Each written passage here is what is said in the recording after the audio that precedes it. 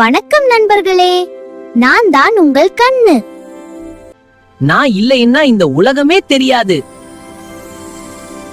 ஒளி முதல்ல என்னுள்ளதான் நுழையும். ஒளிக்கு ஏத்த மாதிரி நான் சின்னதா பெருசா ஆகுவேன். ரெட்டினாவுல தான் ஒளி தகவலா மாறுது. இந்த தகவல்களை நான் மூளைக்கு அனுப்புறேன். மூளைதான் இத படமா புரிஞ்சுக்குது. நான் அடிக்கடி மின்னுவது பாதுகாப்புக்காக தான். கண்ணி என்ன சுத்தமா வைக்குது.